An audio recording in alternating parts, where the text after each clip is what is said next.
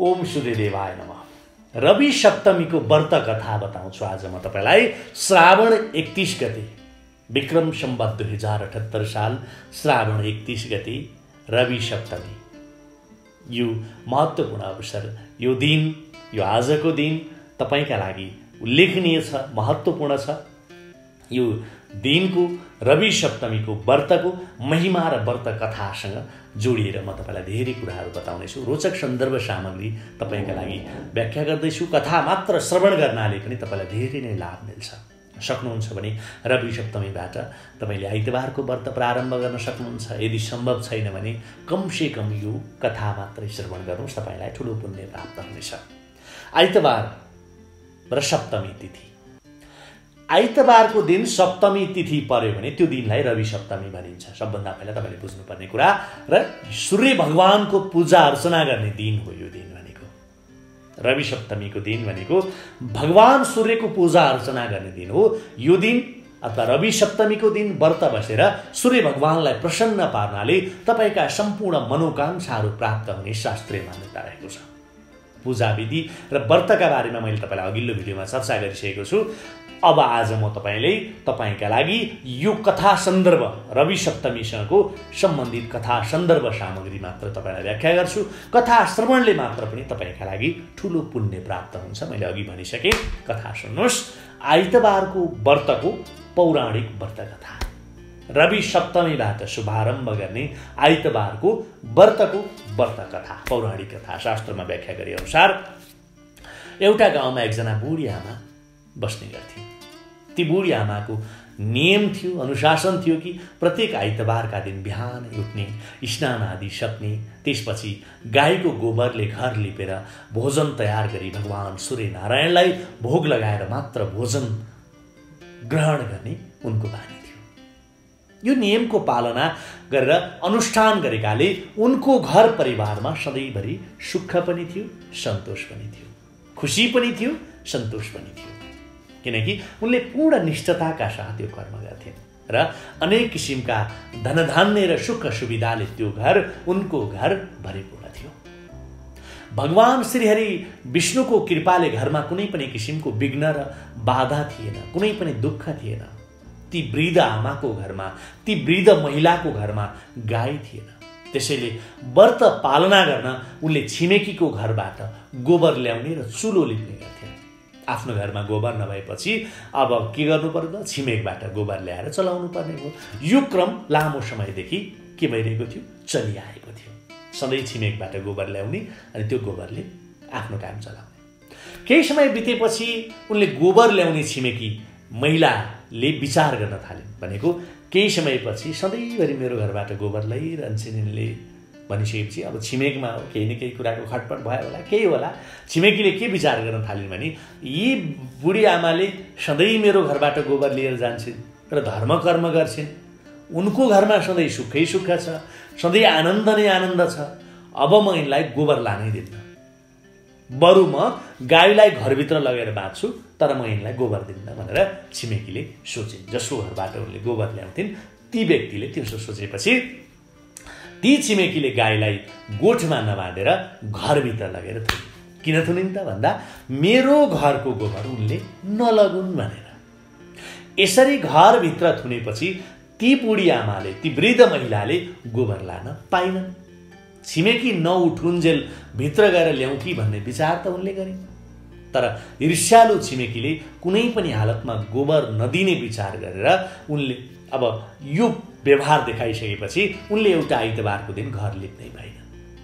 अब बिहानै सूर्य उदाउँदै गरेको समयमा उठेर छिमेकीको घरमा गोबर ल्याएर उनले घर लिप्ने गर्थिन्। अब उनले के गरिन्, त्यसको सट्टा गाई लगेर घरभित्रै बाँधिन् र अबेरसम्म सुत्ने गर्न थालिन्। अब यसै गोबर दिन्न, उसै दिन्न, छिमेकीलाई गोबर नदिने प्लानले उनले त्यसो गरिन्। त्यसो गरिसकेपछि उनी अब छिमेकी उठ्लान् अनि गोबर लिएर जाउँला र लिपौँला भनेर उनले कुर्न थालिन्। तर अब यसै पनि नदिने, उसै पनि नदिने प्लान भएपछि त अब त्यो सकिने कुरा भएन, हैन? त्यो कारणले गर्दा उनले एउटा आइतबारको दिन घर लिप्न पाएन। उनको सूर्य उपासनाको क्रम त्यहाँनिर भङ्ग भयो। हेर्नुहोस्, उनले त्यो दिन न त भोजन बनाइन्, न त भगवानलाई भोग लगाउन नै पाइन्, किनकि उनले गोबरले घर लिप्न पाएनन्। आफ्नो नियमिततामा विघ्न आएकाले उनले आफूले पनि त्यो दिन केही पनि खाइनन्। बरु उनले निराहार व्रत लिने प्रण गरिन् र त्यस दिन उनी भोकै सुतिन्। राति सपनामा उनले भगवान सूर्य नारायणको दर्शन पाए। सूर्य भगवानले उनलाई भोजन नबनाएको र भोग नलगाएको कारण सोध्नुभयो र वृद्धाले गोबर अभावको कारण नित्य काम सम्पादन हुन सकेन प्रभु, तर व्रतमा विघ्न सृजना भयो, त्यसैले मैले भोजन बनाउन पनि पाइनँ, भोग लगाउन पनि पाइनँ र म भोकै सुतेको छु प्रभु, माफी पाऊ भनेर उनले भगवान सूर्यनारायणलाई यति वृत्तान्त सबै कुरा त्यहाँनिर सुनाए। आफूमा अगाध श्रद्धा र भक्तिभाव राख्ने ती सरल स्वभावकी वृद्ध महिलाको अवस्था बुझेर सूर्यनारायणले आज्ञा गर्नुभयो, हे माता, म तपाईँको भक्तिभावबाट अत्यन्त प्रसन्न भएको छु। अब म तपाईँलाई एउटा यस्तो गाई दिन्छु जसले तपाईँका सम्पूर्ण इच्छाहरू पूर्ण गरिदिनेछ। तपाईँले जस्तै आइतबार पूजा पाठ गर्ने नर नारीसँग एकदमै प्रसन्न हुने गर्दछु म, बुझ्नुभयो नि। त्यसै कारण मेरा भक्तहरूको स्वास्थ्य रक्षा गर्नु मेरो पहिलो कर्तव्य हो। त्यसबाहेक निर्धनलाई धन र बाँझी स्त्रीलाई पुत्र प्रदान गरेर दुःख कष्ट नाश गर्ने मेरो काम हो। मेरा भक्तजनहरूलाई जीवनकालभरि धनधान्य र सुख समृद्धिका साथ जीवन बिताउनका लागि मैत्री गर्न नसक्नुला र अन्त्यकालमा मोक्ष प्राप्ति गर्नेछन् मेरा भक्तहरूले, जसले पूर्ण निष्ठताका साथ म प्रति भक्ति भाव र समर्पण राख्छन्। तिनीहरूले जीवनभरि सुख समृद्धि त पाउँछन्, अन्त्यकालमा मोक्ष प्राप्ति गर्नेछन्। सपनामा यसरी सूर्यदेवले वरदान दिएर सूर्य भगवान अन्तर्ध्यान हुनुभयो र ती वृद्धा पनि निन्द्राबाट बेहोसिन्। उनी त्यो सपना देखेपछि उनी फेरि निदाइन्, फेरि उनी सुतिनन्। बुझ्नु भएको छ नि तपाईँले यहाँसम्म? सपनामा भगवान सूर्यले दिएको वरदान साँच्चीकै साकार भयो मेरो प्यारो मित्र। उनी उठेर बाहिर निस्किँदा आँगनमा एउटी अति सुन्दर गाई र बाछो उभिएको देखिन्। त्यसरी आफ्नै आँगनमा गाई र बाछो देखेर यति प्रसन्न भइन् कि कुरै नगरौँ। ती प्रसन्न भएकी आमाले गाईलाई घरको एउटा ठाउँमा ल्याएर बाँधिन् र घाँस पात हालिदिन्। दिउँसो ती छिमेकी महिलाले, ती आमाले गाई ल्याएको कुरा सबैले थाहा पाए। छरछिमेकमा कुरा चल्यो र तिनको डाहा र रिसको पोको अझै बढ्यो छरछिमेकमा। तिनको डाहा गर्दै गरेकी आइमाईले हेरिरहेकी थिइन्, जसले आफ्नो गाईलाई घरभित्र बाँधेर गोबर लान दिएकी थिइन्। त्यसै बखतमा गाईले गोब्र्याए। त्यस गाईले त सुनको गोबर पो गोब्र्याउने रहेछ। यो दृश्य देखेर ती छिमेकी महिलाको मनमा खपी नसक्ने भयो। यसो वरपर हेरिन्, कसैले देखेको छैन भन्ने चाल पाएर उनले त्यो सुनको गोबर आफूले लगिन् र त्यस ठाउँमा गाईको गोबर ल्याएर राखिदिन्। भनेको बुढी आमै काममा व्यस्त थिइन्, घाँस हालिन् गाईलाई, उनी आफ्नो काममा लागिन्। छिमेकी डाहाले औडा भएर गाईतिर हेरिरहेकी थिइन्। नजिकबाट गाईले गोब्र्याइन्, गोब्र्याएपछि त्यो गोबर सुन बन्यो, जुन देखेर ती महिलालाई डाहा भयो, छिमेकी महिलालाई। त्यसपछि उनले आफ्नो घरको गाईको गोबर ल्याएर त्यहाँ राखिदिन् र त्यो सुन उनले उठाएर लिएर गए। अब ती छिमेकी महिलाको काम भनेकै वृद्ध महिलाको आँखा छल्ने र गोबर साट्ने भयो। ती सोझी वृद्धालाई यस्तो चलाकी थाहा नै भएन। छिमेकी महिलाको यो चलाकीपनलाई भगवान सूर्यनारायणले माथिबाट निहालिरहनु भएको थियो। लामो समयपछि ती चलाक छिमेकीका कष्टपूर्ण कर्मद्वारा ती वृद्धा ठगेको ठगै भइन्। भनेको लामो समयसम्म यो प्रक्रिया चलिरह्यो। अनि भगवान सूर्यनारायणले सन्ध्याकालतिर आफ्नो मायाद्वारा ठुलो हुरी बतासको सृजना गर्नुभयो र हुरी बतास आयो। तब ती वृद्ध आमाले आँधी बेहरीले गाई र बाछोलाई नोक्सान पो पार्छ कि भनेर गाई लगेर घरभित्र बाँधिन्। अर्को दिन प्रातःकालमा बल्ल ती वृद्धाले सुनको गोबर गोब्र्याएको देखिन्। आफ्नो गाईले सुनको गोबर गोब्र्याएको बल्ल थाहा पाइन् कि आँधी हुरी पठाएपछि, सूर्यदेवले आँधी हुरी पठाएपछि गाई र बाछालाई बचाउन उनले आफ्नो घरभित्र गाईलाई लगेर बाँधिन्। अर्को दिन प्रातःकालमा बल्ल ती वृद्धाले, ती बुढी आमैले सुनको गोबर गोब्र्याएको, आफ्नो गाईले गोब्र्याएको थाहा पाइन्। उनलाई आश्चर्यको कुनै सीमा रहेन। उनी साँच्चीकै के परिन्? अचम्मित परिन्। हेर्नुहोस् त, त्यसपछि के भयो? त्यसपछि ती आमाले गाई बाछालाई सधैँ भित्र नै बाँधिन्, घरभित्रै बाँधिन्।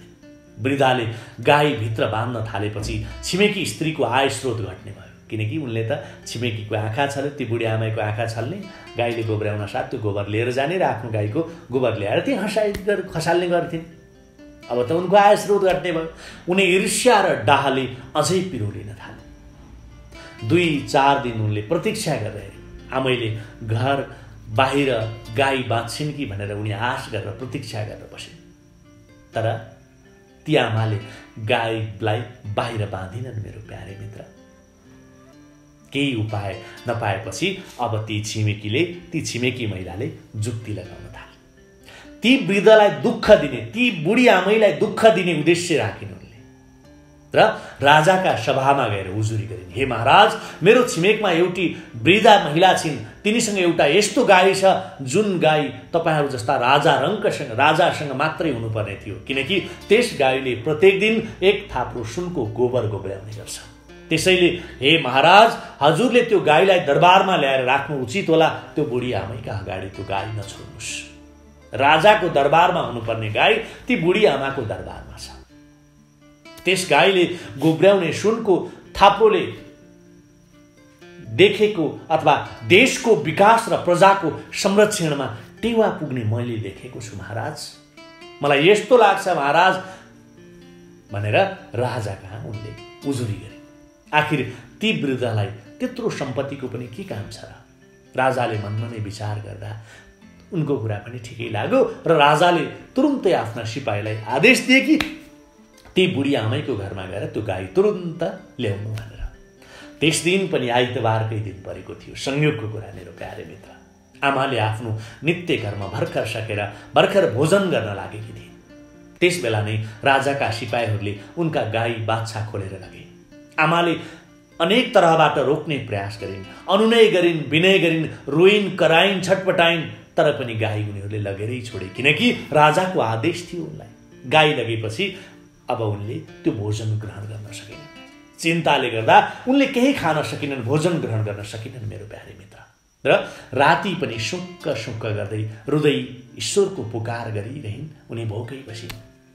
उक्त गाई बाछा पुनः प्राप्त होस्, बरु राजालाई धन सम्पत्ति चाहिएको भने मसँग भएको सबै सम्पत्ति र गाईले दैनिक गोब्र्याउने सुनको थाप्रो पनि उनले नै लगुन्, उनलाई नै म दिन तयार थिएँ, तर गाई मात्रै फिर्ता दिए हुन्थ्यो भनेर आमाले, ती बुढी महिलाले भगवान सूर्यको उपासना गरिरहिन्, भगवान सूर्यको प्रार्थना गरिरहिन्। रातभरि सुख गरी उनले त्यही कुरा मनमा खेलाइरहिन्, मनमा नै उनले त्यही कुरा जपिरहिन्। उता राजाले सुन गोब्र्याउने गाई आयो भनेर अत्यन्त खुसी भए र बिहानै छिटो उठेर गाईले गोब्र्याएको सुन हेर्ने रहर उनले गरे। तर भोलिपल्ट भने राजाले सोचे जस्तो भएन मेरो प्यारे मित्र। उनी उड्दा त सारा राजमहल गोबरले भरिएको देखियो र राजा उत्रिएर सिपाहीलाई तुरुन्त सफा गर्ने आदेश दिए। मैले बताउँदैछु तपाईँका लागि अत्यन्तै रोचक सन्दर्भ, तर जति सफा गरे पनि गोबर सकिने छाँटकाँटै भएन। यति गोबर गोब्र्याइन् कि ती गौ माताले कुरै भएन। यति धेरै गोबर गोब्र्याइन् कि त्यसरी गोबर भएपछि राजा अब चिन्तित भए, रिसाए पनि।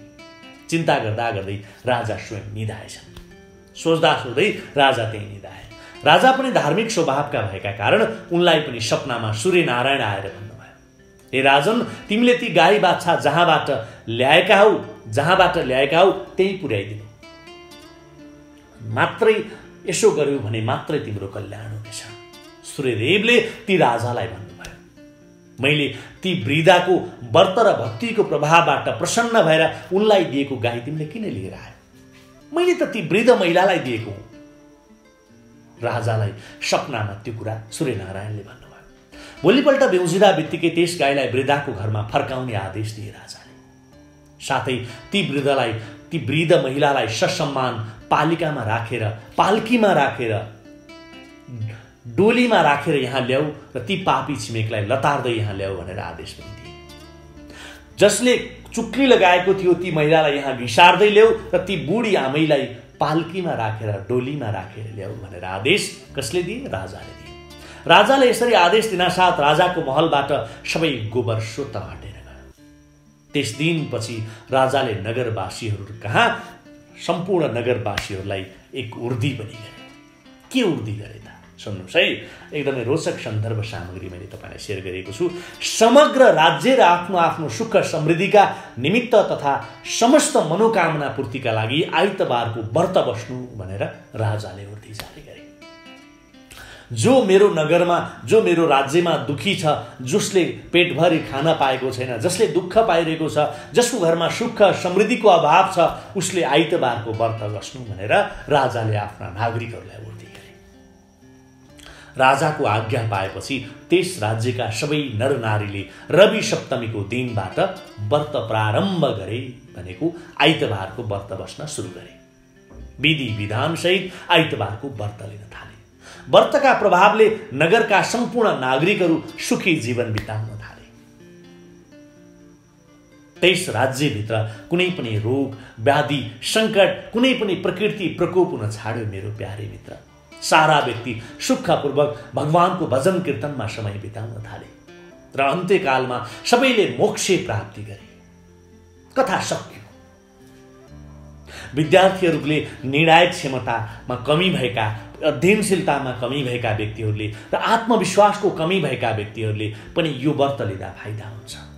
छाला सम्बन्धी रोग भएका व्यक्तिहरूले पनि यो व्रत आइतबारको व्रत गर्दा राम्रो हुन्छ। जसको अनुहार जहिले पनि निराश छ, जसको अनुहारमा ग्लो छैन, जसको अनुहारमा चमक छैन, त्यो व्यक्तिले पनि आइतबारको व्रत गर्दा सूर्यको प्रभावबाट अनुहारमा चमक आउँछ, सौन्दर्यताको वृद्धि हुन्छ। रगतसँग सम्बन्धित समस्या छ भने पनि तपाईँले आइतबारको व्रत लिन सक्नुहुन्छ। पुत्र प्राप्तिको चाहना छ, तपाईँलाई सन्तान भइरहेका छैनन् भने पनि पुत्र प्राप्तिको लागि पनि तपाईँले आइतबारको दिनको व्रत प्रारम्भ गर्न सक्नुहुन्छ। रवि सप्तमीका दिनबाट तपाईँका सम्पूर्ण सारा समस्याहरू समाप्त भएर जानेछन् यो व्रत लिनाले। यदि व्रत लिन सक्नुहुन्न भने कथा मात्रै भए पनि श्रवण गर्नुहोस्। यो श्रवणले पनि तपाईँलाई ठुलो पुण्य प्राप्त हुनेछ भनेर शास्त्रमा वर्णन गरेको छ।